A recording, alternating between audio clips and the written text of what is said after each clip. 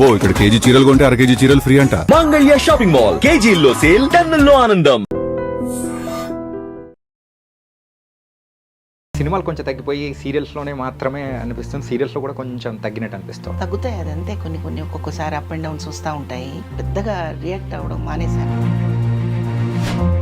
దాని గురించి మనం ఎవరిని బ్లేమ్ చేయకూడదు, చేయలేను. సుమారు ఒక 35 సంవత్సరాల జర్నీ. నేను సినిమా ఇండస్ట్రీకి వచ్చింది పక్కాగా 91లో. ఇక్కడికి వచ్చాక చాలా అనుభవాలు. ఆర్టిస్ట్ లైఫ్ కూడా అంతేనండి. నాటక రంగం నుంచి సినిమా రంగం వైపు అడుగులేయడానికి చాలా సంవత్సరాల అనేది కూడా పట్టడానికి రీజన్ ఏంటంటారు? ఆ రోజుల్లో కొంత భయపడేవాళ్ళు. ఇక్కడ మనం జర్నీ చేయగలమో లేదో రకరకాల భయాలు ఉండేవి. పరుచూరి బ్రదర్స్ పుణ్యమా అని నాలాంటి ఆర్టిస్టులకి ఎంతో మందికి మనం చేసే పనిని హృదయపూర్వకంగా డెడికేషన్గా తీసుకోవాలి.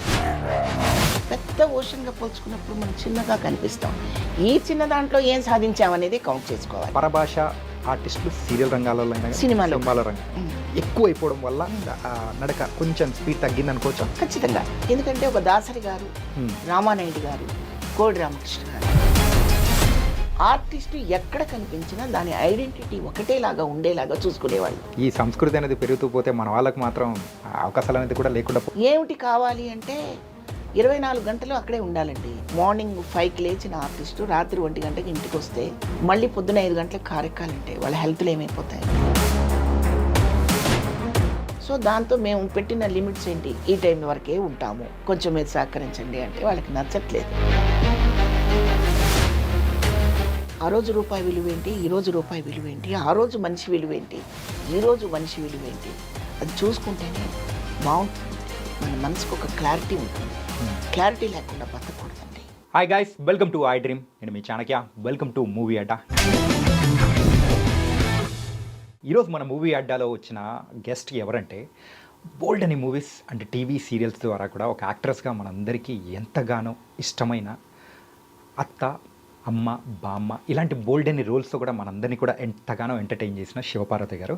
అండ్ టీవీ సీరియల్స్ విషయానికి వచ్చేటప్పటికి ఆవిడకైతే ప్రత్యేకమైన మనం అయితే ఇంట్రడక్షన్ ఇవ్వాల్సిన అవసరం లేదు. అండ్ సినిమాల విషయంలో కూడా అండ్ 1990s నుంచి కానీ 2010 and 15 వరకు అలాంటి మూవీస్లో అక్కడి వరకు వచ్చిన మూవీస్లలో మాత్రం ఆవిడ వెల్ నోన్ అనమాట. ఇప్పుడు మనతో పాటు శివపార్వతి గారు ఉన్నారు. ఆవిడతో మాట్లాడదాం, బోల్డ్ అనే విషయాలు అనేది కూడా తెలుసుకుందాం. అమ్మ నమస్తే. నమస్తే అండి. అమ్మ థ్యాంక్ యూ సో మచ్. ఈరోజు మా ప్రోగ్రామ్కి రావడం చాలా హ్యాపీగా అనిపిస్తుంది. నాకు కూడా చాలా సంతోషంగా ఉంది. చాలా నిండుతనంగా నిజంగా ఒక అమ్మని చూస్తున్నట్టు అనిపిస్తుంది. Thank you very much. ఎలా ఉన్నారమ్మా? బాగున్నాను.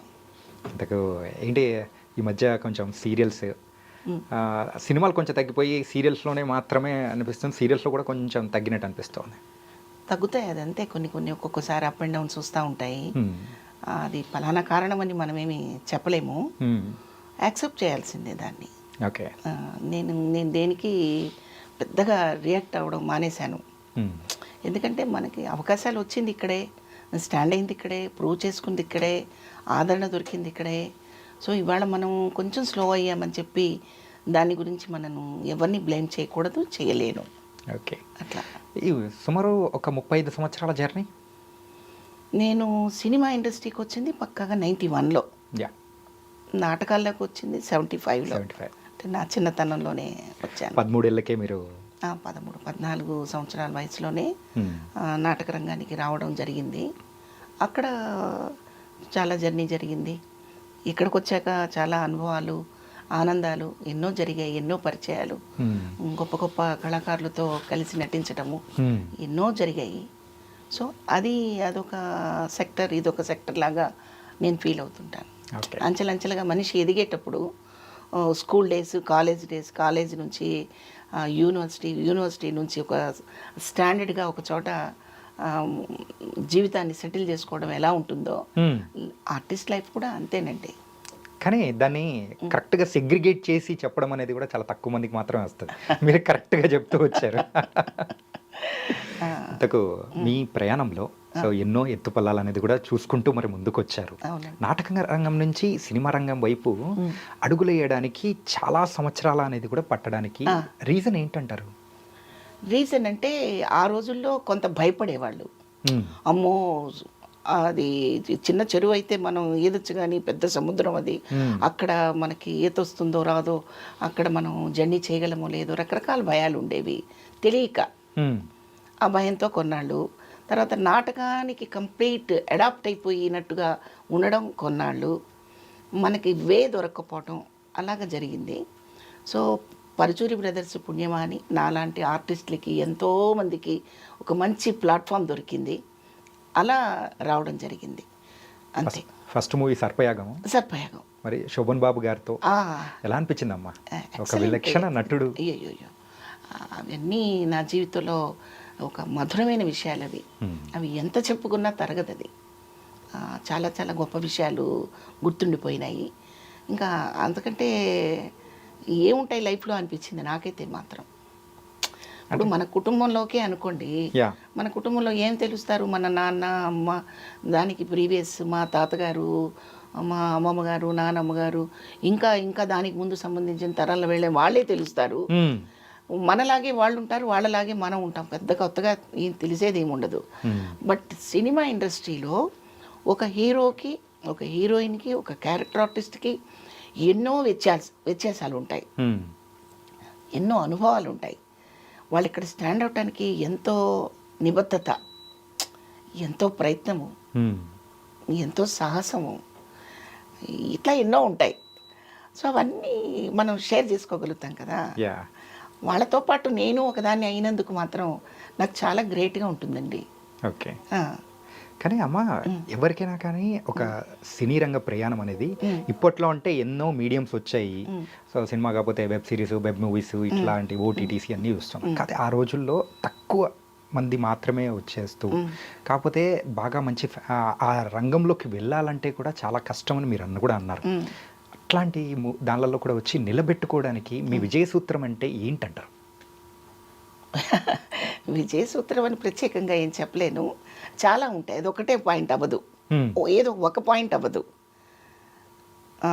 మనం చేసే పనిని హృదయపూర్వకంగా, డెడికేషన్గా తీసుకోవాలి. ఆరాధన అంటారు చూడండి తెలుగులో. ఒక ఆరాధన అంటే ఇది తప్ప మనకి ఇంకా అన్యం తెలియదు, వేరే ప్రపంచం తెలియదు. అందులోనే సానబట్టి సాధన చేసి సాధించాలి. అర్థమైంది కదా మీకు? సో అది ఫస్ట్ అది ఉండాలి. ఏవో చిన్న చిన్న ఒడిదుడుకులు వస్తే ఇక వదిలేద్దాం అన్నట్టు ఉండకూడదు. పట్టుదల ఉండాలి, పేషెన్సీ ఉండాలి, సిన్సియారిటీ ఉండాలి. మనకు వచ్చిన పనిని ప్రేమించాలి, కష్టమైన ప్రేమించాలి. ఏం కష్టం అంటే లాట్ ఆఫ్ ఉంటాయి, ఎన్నో ఉంటాయి. మనకు నచ్చనివి కొన్ని జరుగుతాయి అనుకోండి, అది కష్టం అని పేరు పెడతాం కదా. సో మనకి ఏది నచ్చలేదో దాని నుంచి తప్పుకొని మనం చేయొచ్చు. ఏదైనా నచ్చలేదు కదా అని చెప్పి ఆ పనినే వదిలేసి, ఉద్యోగాన్నే వదిలేసి అది చెయ్యం కదా. ఇప్పుడు ఒక స్నేహం ఉందండి, సపోజ్ మీరు నేను స్నేహితులు అనుకుందాం. నాకు నచ్చనివి మీ దగ్గర ఏవో ఉండొచ్చు, మీకు నచ్చనివి నా దగ్గర ఏదైనా ఉండొచ్చు. అవి మార్చుకుంటేనే స్నేహం ఏర్పడుతుంది. బంధమైన, స్నేహమైన, ఏదైనా. ఉద్యోగం కూడా అంతే, ఈ ఉద్యోగం కూడా అంతే. నచ్చలేదని చెప్పి మనం ఆ విషయాన్ని వదిలేయకూడదు. సో ప్రతి చోట మంచిని తీసుకుంటూ చెడును వదిలేసుకుంటూ వెళ్ళడమే విజయం. కానీ అంటే మోటివేషనల్ వర్డ్స్ అమ్మా. ఏంటంటే ఈ మధ్యకాలంలో అరే ఇది నచ్చలేదు అని అంటే అరే నెక్స్ట్ షిఫ్ట్ అయిపోదాం అని ఆ టైప్ ఆఫ్ జనరేషన్ మనం చూస్తున్నాం. అవును అవును. అరే దాన్ని అడ్జస్ట్ అయ్యి దీనిలోనే మనకు బ్యూటిఫుల్ లైఫ్ ఉంటుంది అని చెప్పేసి ఆలోచించే వాళ్ళు తక్కువ మంది అయిపోయారు కదా. ఎందుకుండదండి, ఎందుకుండదు చెప్పండి. లైఫ్ అంటేనే అది. ఎంజాయ్ చేయాలి, ప్రతి విషయాన్ని ఎంజాయ్ చేయాలి. నాకు నచ్చలేదని చెప్పి నాకు నచ్చలేదు, నాకు నచ్చేలాగా జరగాలి అంటే ఎక్కడ కుదరదు. మీకు నచ్చేలాగా నేను మసులుకొని నాకు నచ్చేలాగా నేను చేసుకోవాలి. ఎక్కడైనా అది. ఓకే, నాకు తెలిసింది అది, నేను చేసింది అదే. ఓకే. ఇందులో విజయము అంటే ఒక చిరంజీవి గారిలాగా అనుకోవద్దు, ఒక బాలకృష్ణ గారిలాగా అనుకోవద్దు. వాళ్ళ ఫ్యామిలీ బ్యాక్గ్రౌండ్స్ వేరు, వాళ్ళ కష్టం వేరు, వాళ్ళకున్న ర్యాపో వేరు, వాళ్ళకున్న పాపులారిటీ వేరు కదా. అలా ఎదిగితేనే ఎదుగుదల అని అనుకుంటే పొరపాటు. ఓకే, మీకు అర్థమైందండి? ఇప్పుడు పెద్ద ఓషన్తో మనం పోల్చుకోకూడదు. పెద్ద ఓషన్గా పోల్చుకున్నప్పుడు మనం చిన్నగా కనిపిస్తాం. ఈ చిన్న దాంట్లో ఏం సాధించామనేది కౌంట్ చేసుకోవాలి. నా ఉద్దేశం అది. అందరూ ఒక సావిత్రి గారి లాగా, అందరూ ఒక ఎన్టీఆర్ లాగా అలా కాలేరు కదా, ఒక ఏఎన్ఆర్ లాగా అందరూ కాకపోవచ్చు. బట్ మనకు దొరికిన అవకాశాన్ని ఎంతవరకు యూటిలైజ్ చేసుకున్నాం, ఎంతవరకు మనం దానికి మనం ఉపయోగపడ్డాం. జనరల్గా అందరూ ఏమనుకుంటారంటే నేను చాలా గొప్ప ఆర్టిస్ట్ అండి, నాకు సరైన అవకాశం రాలేదు అనుకుంటుంటారు. కాదు, మనం డిసైడ్ చేసే విషయం కాదు అది, ఒక ఆడియన్స్ డిసైడ్ చేసే విషయం అది. అర్థమైందండి? రైట్. నేను అనుకుంటున్నది అది. ఓకే అమ్మా, మీరు ఇందాక బాలకృష్ణ గారు అండ్ అలాగే నాగార్జున గారు, వెంకటేష్ గారు అని చెప్పేసి వాళ్ళతో బోల్డ్ అనే మూవీస్ అనేది కూడా యాక్ట్ చేశారు.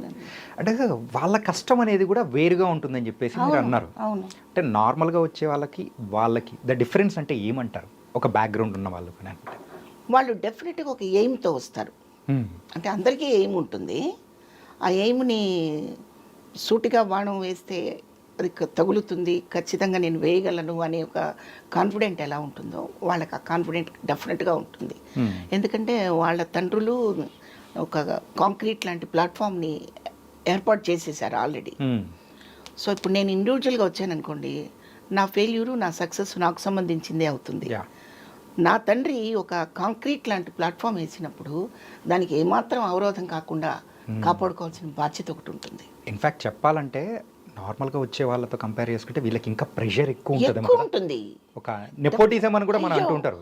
డెఫినెట్గా ఇప్పుడు బాలకృష్ణ గారిని ఎప్పుడు మనం పెద్ద ఆయనతోనే పోల్చుకుంటాం, రామారావు గారితో పోల్చుకుంటాం.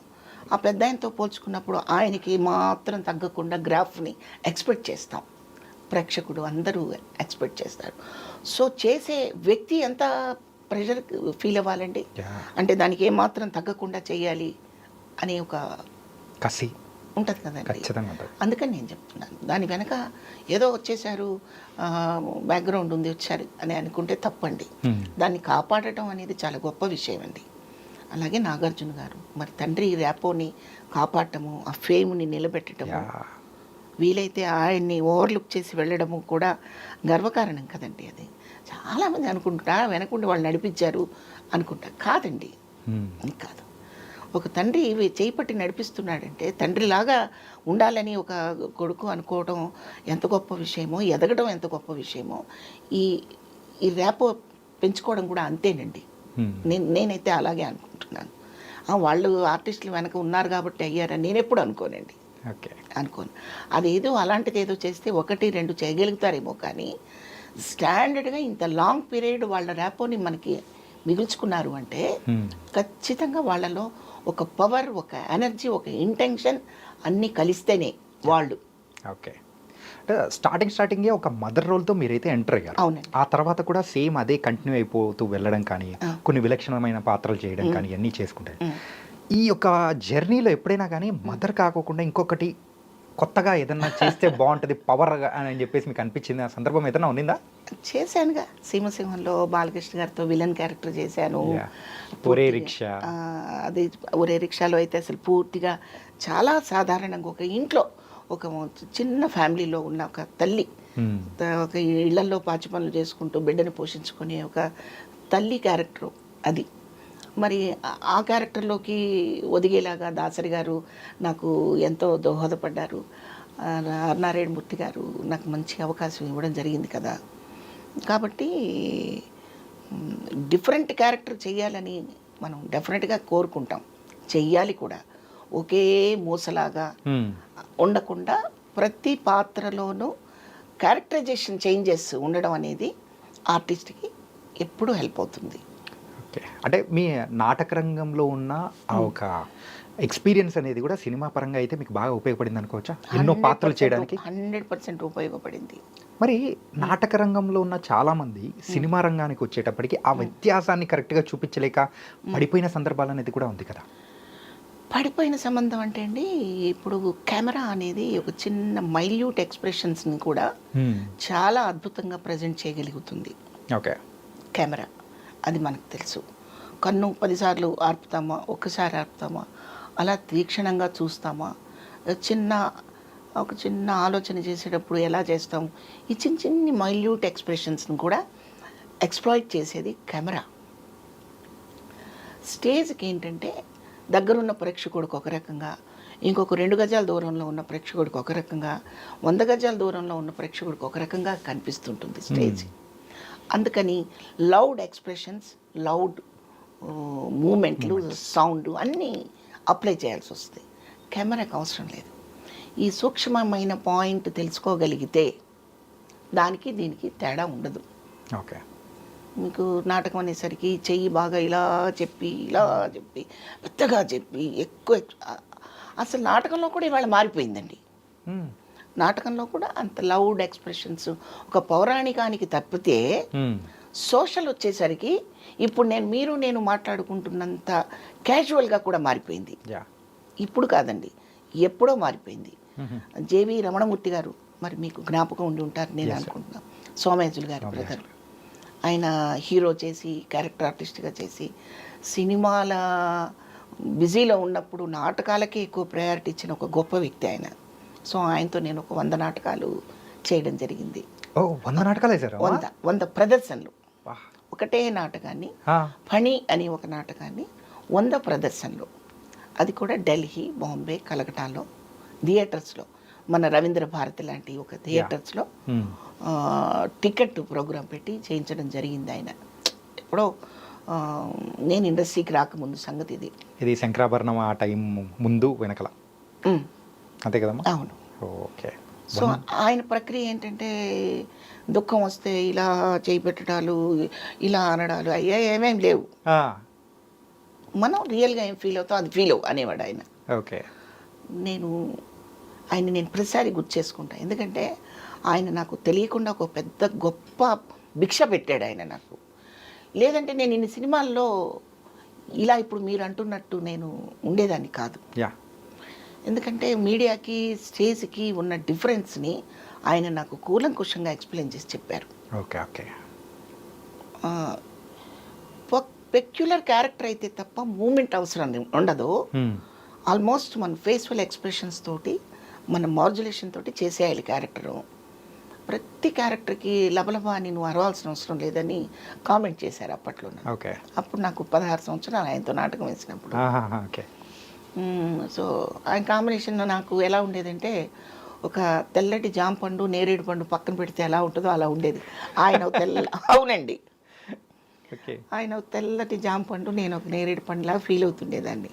అంత కలర్ ఉండేవారు ఆయన. కానీ ఈ వ్యత్యాసం ఏదో నాకు నచ్చలేదమ్మా. లేదు, కరెక్టే, వాస్తవమే అది. వాస్తవం. స్కిన్ టోను ఆయనది మెరిసిపోతుండేది బంగారం లాగా. ఆయన పక్కన కూర్చోవాలంటే నేను గిల్టీగా ఫీల్ అయ్యేదాన్ని. అలాంటిది ఆయన పక్కన ఇలా కూర్చోబెట్టి షోల్డర్ మీద చేయి వేసి ఉన్న ఫోటోని పోస్టర్స్లో వేయించారు ఆ రోజుల్లో నాటకానికి. ఫనీ అనే నాటకానికి. అక్కడ ఆ నాటకంలో నాకు ఆయన బాగా నేర్పింది ఏంటంటే, ఏది చెప్పినా ఏ సన్నివేశమైనా వెరీ క్యాజువల్గా నటిస్తున్నట్టు కాకుండా జీవించు అని చెప్పడం జరిగింది నాకు. అది నాకు చాలా ఇన్ఫ్లుయెన్స్ అయిందనమాట. అది నాకు చాలా ఉపయోగపడింది. అట్లా ఇప్పుడు మీరు అడిగిన ప్రశ్నకి నాటకానికి సినిమాకి ఉన్న వ్యత్యాసం ఏంటంటే, కొంచెం డ్రమటైజ్ చేసి చేయాల్సిన అవసరం నాటకానికి ఉంటుంది కొద్దిగా, సినిమాకి అవసరం లేదు. డ్రమటైజ్ చేసే క్యారెక్టర్లు ఉంటాయి, అప్పుడు చెయ్యాలి. అంటే ఇన్నర్ ఒకటి పైకి ఒకటి చెప్పాల్సిన క్యారెక్టర్లో మనం డ్రమటైజ్ చేయాలి. ఉన్నట్టే ఒకటే విషయాన్ని మాట్లాడుతున్నాను అనుకోండి, మభ్య పెట్టకుండా స్ట్రైట్గా చేసేస్తాం. అలా కాకుండా నేను నా సంతోషాన్నో లేకపోతే నేను దొంగతనం చేసిన వస్తువునో దాచుకుంటూ మీ దగ్గర నాకేం తెలియదే, నేనేం చూడలేదే అన్నప్పుడు డబుల్ డ్రామా ఉంటుంది కదా. కొంచెం డ్రమటైజ్ అన్నమాట. ఈ చిన్న చిన్న విషయాలన్నీ నాకు చెప్పడం జరిగింది ఆయన. అలా నాకు హెల్ప్ అయింది. సో నాటకానికి సినిమాకి ఉన్న వ్యత్యాసం అది. సూపర్ అమ్మా. అంటే ఈ లాస్ట్ నాటకం అంటే మీరు ఎప్పుడు వేసారు ప్రదర్శన? 93లోనే. ఆ తర్వాత కంప్లీట్గా మూవీస్లోకి డెడికేటెడ్ అనుకుంటా. తర్వాత కూడా కొన్ని అంటే త్యాగరాయ గాన సభలో పరుచూరి బ్రదర్స్ కాంపిటీషన్స్లో వేసిన నాటకం వల్లనే నేను సినిమా ఇండస్ట్రీకి రావడం, ఎంట్రీ జరిగింది. ఆ తర్వాత కూడా ఒక 20-30 నాటకాలు వేశాను. ఇక నాటకానికి నేను ఎక్కువ టైం స్పెండ్ చేయలేను అని అనిపించినప్పుడు ఆగిపోయాను. ఓకే. అంటే బిజీ అయిపోయాను ఇక్కడ. ఎందుకంటే నాటకం డైరెక్ట్గా కెమెరా ముందుకు వెళ్ళి యాక్ట్ చేసేది కాదండి. Yeah. ఒక కాన్సెప్ట్ తీసుకొని దాని మీద ఒక నెల రోజులు రిహార్సల్స్ చేసి ఆ రిహార్సల్స్లోనే మనకి కంప్లీట్ ప్రజెంట్ చేయగలము ఇంకా కాన్ఫిడెన్స్ వచ్చాకే అప్పుడు స్టేజ్కి వెళ్ళేవాళ్ళం అనమాట. ఓకే. సో అంత టైం నేను స్పెండ్ చేయలేకపోయాను అప్పుడు, అందుకని దాన్ని ఆగిపోవడం జరిగింది. మీ స్పీడ్ తగ్గడానికి ఆ, పరభాష ఆర్టిస్టులు సీరియల్ రంగాలలో అయినా కానీ, సినిమాలో రంగాలు ఎక్కువ అయిపోవడం వల్ల నడక కొంచెం స్పీడ్ తగ్గింది అనుకోవచ్చా? ఖచ్చితంగా, ఓకే, ఖచ్చితంగా. ఎందుకంటే ఒక దాసరి గారు, రామానాయుడు గారు, కోడి రామకృష్ణ గారు, అలాగే ఉషా కిరణ్ మూవీస్లో సినిమాలు జరిగే టైంలో వాళ్ళు పెట్టుకునే డైరెక్టర్స్ కానివ్వండి, ఒక సంగీతం శ్రీనివాస్ గారు, మన సాగర్ గారు అలాంటి డైరెక్టర్స్ చేశారు ఉషా కిరణ్లో. నేను ఉషా కిరణ్ మూవీస్లో చేసినప్పుడు సంగీతం శ్రీనివాస్ గారి సినిమాలు 2 చేశాను. రాబోయే చందమామ, ఆకాశవీధిలో. ఆకాశవీధిలో కూడా సంగీతం శ్రీనివాస్ గారే అనుకుంటున్నాను నేను. సో ఆ ప్రొడక్షన్కి తగ్గట్టు డైరెక్టర్స్కి తగ్గట్టు ఆర్టిస్టులు అవన్నీ సమకూరేవి అనమాట. కాబట్టి వాళ్ళు వీళ్ళే కావాలి ఆ క్యారెక్టర్కి, తెచ్చిపెట్టుకున్న తనం కాకుండా వాళ్ళల్లో ఉన్నదాన్ని మనం వాడుకోవాలనే ఫీలింగ్ ఉండేది ఆర్టిస్టులకి. ఇప్పుడు అలా కాకుండా ఒక మోడర్న్ అమ్మాయిని తీసుకొచ్చి చాలా పద్ధతిగా తయారు చేసి ఒక ముడి వేసి కుంకుమ బొట్టు పెట్టి నువ్వు ఇలా నించో అంటే ప్యాంట్ వేసుకున్నప్పుడు ఎలా నిలబడుతుందో అలాగే నించుంటుంది ఆ అమ్మాయి చీర కట్టుకున్నప్పుడు కూడా. అందుకని వాళ్ళు ఎంత స్టడీ చేసేవాళ్ళంటే రెగ్యులర్గా వాళ్ళ జీవితాన్ని ఒక పద్ధతిగా నడుపుతున్న ఆర్టిస్ట్ అయితే ఇక్కడ కూడా మనం ఎక్కువ శ్రమ పడకుండా దాంట్లోకి వెళ్ళిపోతారు క్యారెక్టర్లోకి అని వాళ్ళన్నీ స్టడీ చేసేవాళ్ళు. ఆ తర్వాత చూసే ప్రేక్షకుడికి కూడా నన్ను టీవీలో ఒక రకంగా, ఇంటర్వ్యూలో ఒక రకంగా, పెద్ద స్క్రీన్ మీద ఒక రకంగా, మా ఇంట్లో ఒక రకంగా, బజార్లో ఒక రకంగా, షాపింగ్లో ఒక రకంగా చూడకుండా ఆర్టిస్టు ఎక్కడ కనిపించినా దాని ఐడెంటిటీ ఒకటేలాగా ఉండేలాగా చూసుకునేవాళ్ళు. ఇప్పుడు మీకు కన్నాంబ గారు, క్యారెక్టర్ ఆర్టిస్ట్ పెద్ద పెద్ద వాళ్ళు, సూర్యకాంతం గారు, వాళ్ళందరూ కూడా వాళ్ళ పర్సనల్ ర్యాపోని కూడా ఎక్కడ తగ్గించకుండా కాపాడుకున్నారు. రైట్. పర్సనల్ వాల్యూస్ అనమాట. నేను విడిగా ఒక మ్యాక్సీ వేసుకొని తిరుగుతున్నాను అనుకోండి, నేను పెద్ద పాండురంగల్ లాంటి ఉదాత్తమైన క్యారెక్టర్ చేస్తే కూడా భలే క్యారెక్టర్ దొరికిందే మీకు అంటారే తప్ప స్ట్రైట్గా హృదయపూర్వకంగా అప్రిషియేట్ చేయడం అనేది మిస్ అయిపోతుంది అనమాట. సో మనం చేసే పాత్రకి తగ్గట్టుగా విడిగా లైఫ్ స్టైల్ కూడా పెట్టుకునేవాళ్ళు వాళ్ళు. ఇప్పుడు రామారావు గారు చూడండి, ఆయన ఒక కృష్ణుడు, రాముడు, ఎన్నో క్యారెక్టర్లు, దుర్యోధనుడు చేస్తే మనకి విడిగా చూస్తే వాళ్ళందరూ కలిసి కనిపించేవాళ్ళు ఆయనలో. అవును. ఒక రామారావు గారిని చూస్తే రామారావు గారు ఇలా సపరేట్గా ఒక నిక్కర వేసుకొని కనిపించారా మనకి ఎప్పుడైనా? లేదు కదా.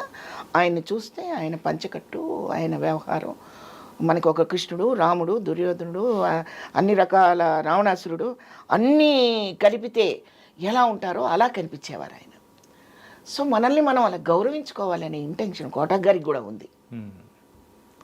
చక్కగా పర్సనల్గా ఆయన్ని గౌరవించుకునేవారు, ఎక్కడ తక్కువ చేసుకునేవారు కాదు, ఎవరైనా తక్కువగా మాట్లాడితే ఊరుకునేవారు కాదు.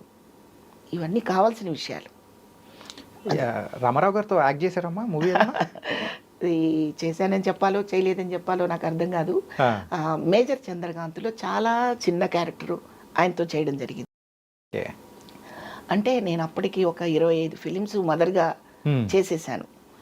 మంచి క్యారెక్టర్లు పడ్డ తర్వాత అందులో ఇక లేదు క్యారెక్టరు. మేజర్ చంద్రకాంత్లో కనీసం ఒక 5 రోజులు 10 రోజులు వర్క్ చేసే క్యారెక్టర్ లేదనమాట. లేదు అంటే అప్పుడు పచ్చూరు గోపాలకృష్ణ గారు మా గురువు గారు ఉండి చిన్న క్యారెక్టర్ ఉంది, ఆయనతోనే సంభాషించే సీన్ అది అని అడిగింది. అయ్యో గురువుగారు, ఆయనకి నా చేత్తో మంచినీళ్ళు ఇచ్చే షాట్ అయినా నేను చేస్తాను, మహాప్రసాదం అని చెప్పి ఆ మహాప్రసాదాన్ని అలాగా వినియోగించుకోవడం జరిగింది. సో ఆయనతో ఒక సీన్లో ఆయనతో యాక్ట్ చేశాను నేను మేజర్ చంద్రకాంత్లో. నాగేశ్వరరావు గారితో అసలు చేసే అవకాశం దొరకలేదు నాకు. కాకపోతే శ్రీరామరాజ్యంలో ఆయన చేసిన సినిమాలో నేను చేయడం జరిగింది. Okay okay. కాంబినేషన్ అయితే ఎక్కడ లేదన్నమాట. కాంబినేషన్ శ్రీరామదాస్లో ఆయన చేసిన సినిమాలో నేను చేశాను అంతే. ఓకే. ఇంకా మా అసోసియేషన్ పుణ్యమాని ప్రతి నెల ఆయన కలిసేవారు. ఆయన కలవటం కోసమే నేను వెళ్ళేదాన్ని ప్రతి నెల. ఆ బంధాలు, ఆ ప్రేమలు అవన్నీ నాకు నిద్రపోతే అబ్బా ఎంత అద్భుతమైన కళ అది. మళ్ళీ మళ్ళీ అలాంటి రోజులు చూడాలి అనిపిస్తూ ఉంటుంది. I'm missing. నేను కోటగారిని మిస్ అవ్వడం కూడా అంతే స్థాయిలో ఫీల్ అవుతున్నానండి. చాలా గొప్ప ఆర్టిస్ట్ అండి. అది నేను చెప్పే విషయం ఏం కాదు, ప్రపంచం ఒప్పుకున్న విషయం. ఎన్ని పద్మశ్రీలు వచ్చినా, ఎన్ని నంది అవార్డు వచ్చినా, ప్రతి ప్రేక్షకుడు హృదయాన్ని దోచుకున్న నటుడు ఆయన. వండర్ఫుల్ అది కదా. ఈయన బాలేడని ఒక వర్గం చెప్పడానికి లేరు. ఇంకా పర్సనల్ విషయాలు మనకు అనవసరం. ఈ 1,00,000 చెప్తారు ఏవేవో, నేను అవి వినను, నాకు సంబంధమే లేదు. ఆయన చేసే జాబ్ని ఎంత చిత్తశుద్ధితో చేశారు, ఎంత ఏకాగ్రతగా చేశారు అనేది కదండి మనకి మెయిన్. నేను ఇంటికి వచ్చేసి వెంటనే ఆ నలుగురు సినిమా చూశాను. ఆ రోజు కోటగారి దగ్గర ఉండి కాసేపు ఆ సాయంత్రం ఇంటికి వచ్చి ఆ నలుగురు పెట్టుకొని చూస్తే, అంటే 1 మ్యాన్ షో రాజేంద్ర ప్రసాద్ గారు, సినిమా మొత్తం 1 మ్యాన్ షో రాజేంద్ర ప్రసాద్ గారు చేసినప్పటికీ మార్కులన్నీ కోటగారు కొట్టేశారు. అవును, ఒక్క సీన్తో క్లైమాక్స్ ఆ చితి దగ్గర. మార్వలెస్ కదండి. అసలు అలాంటి క్యారెక్టర్స్ పడటం ఒక అదృష్టం. ఆ క్యారెక్టర్ని ప్రజెంట్ చేసే ఆర్టిస్ట్ దొరకటం ఇంకొక అదృష్టం. ఎంత మ్యాచింగో చూడండి. బంగారంలో వజ్రం పొదగటం ఎంత కరెక్టో, క్యారెక్టర్ చేసే ఆ క్యారెక్టర్ రాయడం ఒక ఎత్తు అయితే, ఆ క్యారెక్టర్ని కరెక్ట్గా 100% ఇంకా ఎక్కువే కౌంట్ చేయగలిగిన అంత న్యాయం చేయగలిగే ఆర్టిస్ట్ దొరకటం ఇంకా అదృష్టం. నేను అలా ఫీల్ అవుతాను ఆయన పాత్రలన్నీ. కరెక్టేనా? కరెక్టేమ్మా. నాకు అలాంటి ఫీలింగ్ అనమాట. ఎంతో మంచి అనుబంధం ఉంది కదా. సో మీరు ఆయనతో యాక్ట్ చేసినా యాక్ట్ చేయకపోయినా కానీ ఆ కోటా గారు అనేటప్పటికీ మీకు గుర్తొచ్చే పాత్ర ఇది? అట్లా ఒక పాత్ర చెప్పలేనండి నేను. పర్టికులర్గా ఒక సినిమాలోని ఒక పాత్ర భలే అనిపిస్తుంది. మనీలో భద్రం బీ కేర్ఫుల్ బ్రదరు చేశారు చూడండి, ఎంత ఎంజాయ్ చేశారు ఆ క్యారెక్టర్. అది ఇంగ్లీష్ తెలుగు అన్ని మిక్స్ చేస్తూ మాట్లాడడం అనేది. షాదీ మాటే వద్దు గురు అని, అంటే సడన్గా గుర్తుకొచ్చేది మాత్రం అదే. ఓకే, మిగతావన్నీ ఎప్పుడు నిక్షిప్తం అయిపోయి ఉంటాయి బ్రెయిన్లో. వండర్ఫుల్ ఆర్టిస్ట్ అండి, వండర్ఫుల్ ఆర్టిస్ట్. కోట శ్రీనివాస్, కోట శంకర్రావు గారితో కూడా నేను సినిమాలు చేశాను. ఓకే, ఆయన బ్రదరు మంచి ఆర్టిస్టు. అంటే ఆ కోవకి చెందిన ఈ మనిషి కాబట్టి ఒక స్టాండర్డ్ ఉన్న ఆర్టిస్టులు వాళ్ళు, నేను చెప్పొచ్చేది అది. అయితే వాళ్ళతో నటించడం, నేను వాళ్ళతో ఇన్ని సినిమాలు చేశానని చెప్పుకోవడం నా లైఫ్లో నాకు గర్వంగా ఉంటుంది కదండి. నిజంగా అటువంటి ఆర్టిస్టుతో ఒక సినిమా కూడా చేయకపోతే నేను ఎంత ఫీల్ అయ్యేదాన్ని ఇప్పుడు కదా. అంతే. ఇప్పుడు రామారావు గారితో నేను మీకు గట్టిగా చెప్పలేకపోయాను ఎంత మంచి సినిమా చేశానండి రామారావు గారితో, కానీ నేను కోట గారితో 9 సినిమాలు చేశానండి, మంచి పాత్రలు చేశానండి అని చెప్పడానికి నాకు ఉన్నాయి కదా. నేను గ్రేట్గా ఫీల్ అవుతున్నాను. ఓకే, అది అమ్మా. ఇది సీరియల్స్లో ఈ మధ్య కొంచెం కన్నడ ఆర్టిస్టులు ఎక్కువ అయిపోవడం కానీ, సో ఏంటిది ఈ సంస్కృతి అనేది పెరుగుతూ పోతే మన వాళ్ళకి మాత్రం అవకాశాలు అనేది కూడా లేకుండా పోతే లేవుగా, అసలు లేవుగా. లేవు. చాలామంది సైలెంట్ అయిపోయారు, చాలా ఉద్యమం చేశారు. జరుగుతుందమ్మా ఆ ఉద్యమం కానీ ఏదైనా సంథింగ్ ఏదైనా ఉధృతంగా చేయడానికి కానీ? మొన్నటి వరకు కౌశిక్ ప్రెసిడెంట్గా నిలబడి దానికోసం టీవీ ఆర్టిస్ట్ అసోసియేషన్లో చాలా రిస్క్ తీసుకొని మరి నిలబడ్డాడు పాపం తను. కానీ ప్రయోజనం 0. ఓకే, ఏమిటి కావాలి అంటే 24 గంటలు అక్కడే ఉండాలండి. కొంత టైం అనేది సినిమాకి షూటింగ్కి, కొంత టైం అనేది ఇంటికి కాకుండా మార్నింగ్ 5కి లేచిన ఆర్టిస్టు రాత్రి 1 గంటకి ఇంటికి వస్తే మళ్ళీ పొద్దున 5 గంటలకు కారెక్కాలంటే వాళ్ళ హెల్త్లు ఏమైపోతాయండి. కుర్రకారంటే చిన్నపిల్లలు అంటే ఒక 16 నుంచి 20 లోపు, 25 సంవత్సరాల లోపు వాళ్ళంటే కొంచెం అదేదో రీచ్ అవ్వాలి, అందని ద్రాక్ష అందుకోవాలని ప్రయత్నం చేస్తుంటారు. మరి మాలాంటి వాళ్ళు ఏంటంటే ఇంత కష్టపడి ఏంటి బతుకు అనే ఒక విరక్తి కూడా కలిగే పరిస్థితి వచ్చేసింది ఒక టైంలో. టైం అండి, మార్నింగ్ మనం నిద్ర లేవడం 5 గంటలకు లేస్తే 7 గంటలకు కారు ఎక్కితే 8:30కి లొకేషన్కి వెళ్తే రాత్రి 10 గంటల వరకు పని చేస్తే ఇంటికి వచ్చేసరికి 1 గంటే కదండి అవుతుంది. మళ్ళీ 1 గంటకు లేస్తే నెక్స్ట్ డే అగైన్ మళ్ళీ 5 గంటలకే కదా నేను లేవాలి. సో దీంతో అనారోగ్యాలు పాలైపోయిన వాళ్ళు చాలామంది ఉన్నారు. అంటే ఈ లెక్కను చూసుకుంటే 14 గంటలు వర్కింగ్ అయినా సాటిస్ఫాక్షన్ లేదు. టీవీ సీరియల్కి డబ్బింగ్ చేయడం అంటే ఎంత కష్టం అంటే నేను మాటల్లో చెప్పలేను. ఓకే. ఇప్పుడు ఈరోజు షూటింగ్ చేసామండి, 4 ఎపిసోడ్లు చేసేసుకుంటారు వాళ్ళు. ఒక రోజుకి 3, 4, 2 ఏవో వదిలేండి. ఓకే. వాళ్ళ అవుట్పుట్ ఎంత కావాలంటే అంత తీసుకుంటారు, బాగానే ఉంది. నేను డబ్బింగ్ చెప్పాలంటే ఎన్నిసార్లు తిరగాలి? షూటింగ్ అంటే ఒక రోజులో 3 ఎపిసోడ్లు తీసుకుంటాడు. డబ్బింగ్ అట్లా కష్టపడి నేను మంగమ్మ గారి మనవరాలు కానివ్వండి, మరి అన్నపూర్ణ స్టూడియోస్ వాళ్ళకి చేశాను ఇంటిగుట్టు. దానికి ఒక సౌలభ్యం ఏంటంటే అక్కడే డబ్బింగ్ థియేటర్ ఉంటుంది కాబట్టి షూటింగ్ అయిపోయిన తర్వాత అక్కడ చెప్పుకొని వచ్చేసేదాన్ని. ఓకే. తర్వాత అన్నపూర్ణ స్టూడియోస్లో ఉన్న సౌలభ్యం ఏంటంటే ఆర్టిస్ట్ని మరీ అడకత్తెల్లో పెట్టిన ఒక్కరు కొంచెం సులువుగా ఉండేటట్టు ఉంటాయి అక్కడ. నాకు అక్కడ ఎక్స్పీరియన్స్ అది. ఇంకా అక్కడ నుంచి బయటకు వస్తే ఒక కార్ఖానాలో మిషన్లో వేసి చెరుకు గడని పెట్టి నొక్కినట్టు నొక్కితే ఆర్టిస్ట్ ప్రెషర్ అయిపోతాడు కదా. సో దాంతో మేము పెట్టిన లిమిట్స్ ఏంటి, ఈ టైం వరకే ఉంటాము, ఈ టైం తర్వాత చేయలేమండి, కష్టపడతామండి, కొంచెం మీరు సహకరించండి అంటే వాళ్ళకి నచ్చట్లేదు. ఓకే. ఇప్పుడు కన్నడ నుంచి వచ్చినా కేరళ నుంచి వచ్చినా వాళ్ళు ఏంటంటే ఫుల్ టైం ఇక్కడ ఉంటారు. వాళ్ళ ఇంటికి వెళ్ళి చక్కపెట్టాల్సిన బాధ్యతలు ఏమి లేకపోవచ్చు, అది వాళ్ళ అదృష్టం. బాధ్యతలు లేవు కాబట్టి ఇంకా ఇక్కడే ఎక్కువ టైం ఉంటారు, 10-11 గంటల దాకా ఉంటారు. వీలైతే అక్కడే నిద్రపోతారు, పొద్దున్నే అక్కడే స్నానం చేసి షూటింగ్ చేస్తారు. మనకు అలా కుదరదు కదా.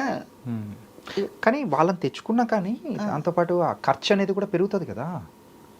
అంటే వాళ్ళకు రావడము, అంటే హోటల్ స్టే ఇవ్వడము, మళ్ళీ అప్ అండ్ డౌన్ టికెట్స్ కానీ ఎవ్రీథింగ్ అన్ని చూసుకోవాలి. హోటల్ స్టే ఉందండి, మణికొండ మొత్తం ఉన్న ఇళ్ళన్నీ బెంగళూరు వాళ్ళకే కదా ఇచ్చింది. ఓకే. మణికొండలో ఉన్న ఇళ్ళన్నీ, మణికొండలో ఉన్న నివాసాలన్నీ బెంగళూరు ఆర్టిస్టులు ఉండడానికి నివాసం ఏర్పరిచారు. ఒక పెద్ద ఇల్లు తీసుకోవడం, అందులో ఒక 4-5 షేర్ చేసి ఎవరి బెడ్రూమ్ వాళ్ళకి పెట్టడం, భోజన సదుపాయాలన్నీ ఏర్పరచడం, పొద్దున్నే షూటింగ్ తీసుకెళ్ళడం చేస్తున్నారు. ఓకే. కాబట్టి ఎప్పుడో ఎక్కడో ఒకసారి 2 సార్లు హోటల్ రూమ్లు ఇస్తారేమో తప్ప ఎక్కువ టైం వాళ్ళకి ఇక్కడ ఇల్లు ఏర్పాటు చేసేసి హైదరాబాద్లో ఒక నివాసాన్ని ఏర్పరిచినప్పుడు వాళ్ళు దానికి అలవాటు పడిపోయారు. వేరే ఇండస్ట్రీలో అయితే సో ఎవరైతే లోకల్ ఆర్టిస్టులు ఉంటారో వాళ్ళకే ఫస్ట్ ప్రిఫరెన్స్ అనేది కూడా ఇస్తూ ఉంటారు.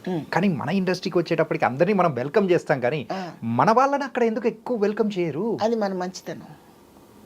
పొరుగింటి పొలగొర అనేది మీకు తెలుసు కదా సామెత. ఇప్పుడు నేనేదో గొప్పగా చెప్పడం కాదు, మన తెలుగు ఆర్టిస్టులు చాలా డెడికేషన్గా చాలా చేస్తారు. క్యారెక్టర్ విషయానికి వచ్చేసరికి కాళ్ళు పట్టుకోవాలన్నా సందేహించరు, బెగ్గింగ్ క్యారెక్టర్ చేయాలన్నా సందేహించరు. ఆ క్యారెక్టర్లోకి ఇమిడిపోతాం. ఇప్పుడు దాకా మనం కోటగారిని మాట్లాడుకున్నాం. వాళ్ళు కాళ్ళు పట్టుకోవాలంటే ఆలోచిస్తారు, శివభారత కాళ్ళు మనం పట్టుకోవాలా అని ఆలోచిస్తారు. కానీ వాళ్ళే కావాలి వీళ్ళకి, ఎందుకంటే వాళ్ళు హైఫైలో కనిపిస్తారు. ఇక్కడ కూలోడు కనుక వెళ్ళేటప్పుడు సుత్తి కర్ర పార అన్నీ పట్టుకొని నేను ఇప్పుడు వెళ్ళి అక్కడ కొండ పగలు కొట్టడానికి వెళ్తున్నాను అన్నట్టుగా ఎంత సంసిద్ధంగా వెళ్తాడో మన తెలుగు ఆర్టిస్ట్ అట్లా వెళ్తాడు ఇంట్లో నుంచి. ఓకే. ఎంత కష్టం వచ్చినా నేను వాడిని మెప్పించాలి, అక్కడ ఆ క్యారెక్టర్కి పరిపూర్ణమైన న్యాయం చేసి బయటకు వచ్చేయాలి అని వెళ్తాడు. వేరే భాష నుంచి వచ్చేవాళ్ళు అంటే నన్ను పిలిచారు కాబట్టి వాడు భరిస్తాడండి, ఎందుకు భరించడు అనే ఫీలింగ్తో వచ్చినప్పుడు ఆ డిస్టెన్స్నైనా మనం ఆహ్వానిస్తున్నాం. కానీ అరే మనవాడు మన కాళ్ళ దగ్గర పడి పనిచేస్తున్నాడు, వాడిని మనం మర్చిపోవద్దు అన్న సంస్కారం ఒక దాసరి గారి దగ్గర నుంచి, ఒక రామానాయుడు గారి దగ్గర నుంచి, ఒక కోడి రామకృష్ణ గారి దగ్గర నుంచి, ఒక ఉషా కిరణ్ దగ్గర నుంచి మాత్రమే ఎక్స్పెక్ట్ చేయగలం. అక్కడ ఆగిపోయింది. అది మా దురదృష్టం. అదే ఇప్పుడు రామానాయుడు గారు దాసరి గారు ఉన్నారనుకోండి, మమ్మల్ని ఆయన మర్చిపోరు, వాళ్ళు మర్చిపోరు. మా ఆర్టిస్టు అని చెప్పుకుంటారు వాళ్ళు, మా అనే ఒక దాంట్లో చాలా బలం ఇస్తారు వాళ్ళు. అందుకని మేము చాలా ఫ్రీగా ధైర్యంగా మన వెనక ఇంత గొప్ప వాళ్ళు ఉన్నారని ధైర్యంగా బతికామండి. ఇవాళ లేదండి, అది లేదు. మరి అప్పుడు లేనప్పుడు మాకు ధైర్యము, నమ్మకము, ఇంకోటి ఎలా ఉంటాయి చెప్పండి. అందుకని గడిచిన గోల్డెన్ డేస్ని గుర్తు చేసుకుంటూ, గడిచిన జీవితంలో ఆ మహానుభావులతో ఉన్న కలయిక, సయోధ్య గుర్తు చేసుకొని ఆ గుర్తులతో బతుకుతున్నాం మేము, నిజం చెప్పాలంటే. కానీ ఈ సందర్భంలో ఏంటంటే ఒక అసోసియేషన్ ఏదైనా ఉంది అని అంటే ఎవరికైనా ఆర్టిస్టులకు ప్రాబ్లం వచ్చిందంటే అక్కడికి వెళ్ళి చెప్పుకోవడం కానీ చేయడం కానీ అని ఉండేది. ఉంది. కాకపోతే ఇప్పుడు ఏంటంటే అసోసియేషన్స్కి అంత పవర్ లేకపోయిందా, ఉండట్లేదా, అసలు లేదా? లేదు అని నేను అంటలేదు. అసోసియేషన్కి ఉండే పవరు ఉంది, వాళ్ళు చేస్తూనే ఉన్నారు. హెల్త్ ఇన్సూరెన్స్లని, ఎవరికైనా కష్టం వస్తే సహాయపడటము, ఇవన్నీ ఉన్నాయి. కానీ యూనిటీ ఎప్పుడు ఉంటుందండి? యూనిటీ అనేది 5 వేళ్ళు కలిస్తేనే. ఇది ఒక్కటే ఉంటే ప్రయోజనం ఏంటి? మిగతా అవన్నీ లేవు కదా. అలా మిగతా డైరెక్టర్స్, మిగతా ప్రొడ్యూసర్స్ కూడా ఆ అసోసియేషన్కి ఉన్న జయం ఏంటి, ఆ అసోసియేషన్కి ఏం కావాలి, ఇక్కడున్న ఆర్టిస్టులు మనం మర్చిపోతే ఎలా అన్న ఒక ఆలోచన, సాదర భావన వీళ్ళకి కూడా ఉండాలి. వీళ్ళు కూడా ఎక్కడి నుంచో తెప్పించుకొని మమ్మీ డాడీ అనిపించుకుంటుంటే ఇంకా మనం ఏం చేస్తాం చెప్పండి?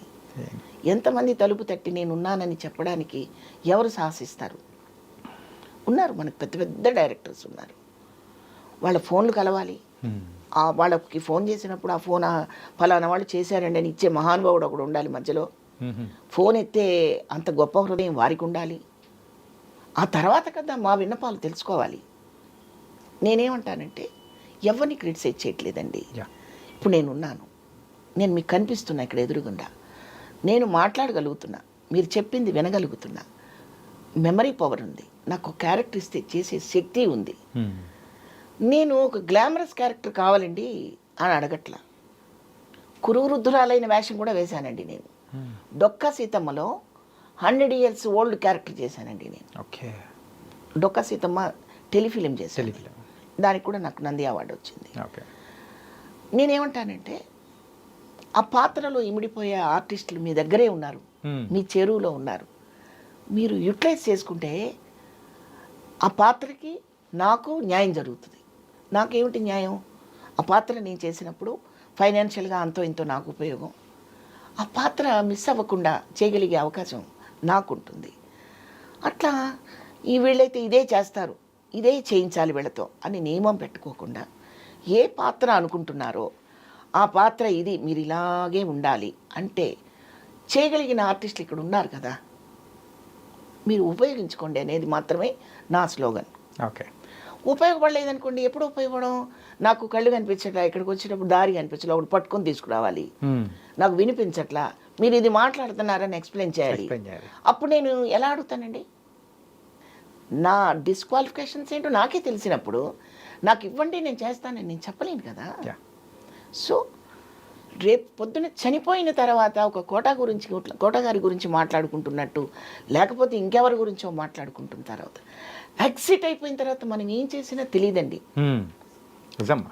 ఒక గజమాల వేసినా తెలీదు, రోడ్డు మీద రాలిపోయిన పువ్వు తీసుకొచ్చి అక్కడ పెట్టినా తెలీదు. లైవ్లో ఉన్నప్పుడు చేయవలసింది ఏదో చెయ్యండి.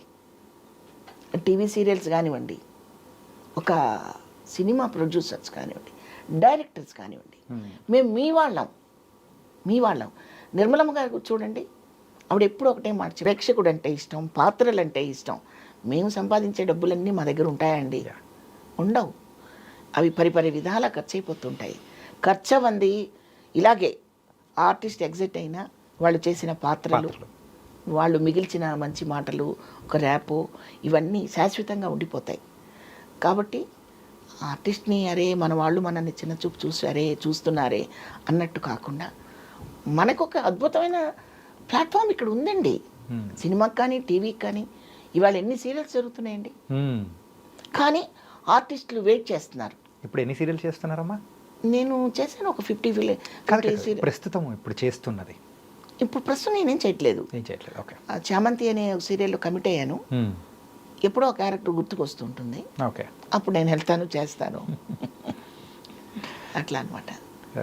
అయితే నేను ఈ డిసప్పాయింట్మెంట్ కేవలం నా ఒక్కదాన్ని కాదు నేను చెప్తుంది, యూనివర్సల్గా అందరు ఆర్టిస్టులని కలుపుకొని మాట్లాడుతున్నాను. వెయిట్ చేసే ఆర్టిస్టులు చాలామంది ఉన్నారు ఇక్కడ, వాళ్ళందరినీ దృష్టిలో పెట్టుకొని మాట్లాడుతున్నాను. మీ ఏజ్ గ్రూప్ వాళ్ళు చాలామంది హీరోలు అవుదామని వచ్చి ఈ తేనెలో ఈగలాగా పడిపోయి బయటికి రాలేక అందులో ఉండలేక ఉన్నవాళ్ళు చాలామంది ఉన్నారు. వాళ్ళందరినీ కూడా చేయూతనివ్వాలని అటు ఛానల్స్ని, ఇటు ప్రొడ్యూసర్స్ని, డైరెక్టర్స్ని అందరినీ కూడా నేను విన్నవించుకుంటున్నాను. థ్యాంక్ యూ సో మచ్ అమ్మా. చాలా విషయాలు మాతో పంచుకున్నందుకు, మీతో ఇలా మాట్లాడినందుకు థ్యాంక్ యూ సో మచ్. చాలా చాలా సంతోషం బాబు. Thank you.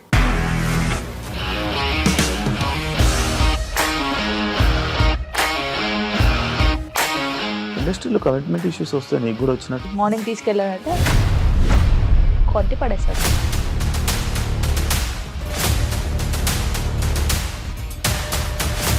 ఒక్కళ్ళు కూడా చూడలేదు ఈ సినిమా అని చెప్పడానికి కూడా చాలా ధైర్యం కావాలి. అది నిజం కదా, దాంట్లో ధైర్యం ఏంటి? ఇది నెక్స్ట్ డే ప్లేట్ మార్చేస్తే తప్పు కదా. As of now we're comfortable this అని నేను అనుకుంటున్నాను. రష్మిక గారిది మీది ఒకే ఊరు అంట కదా?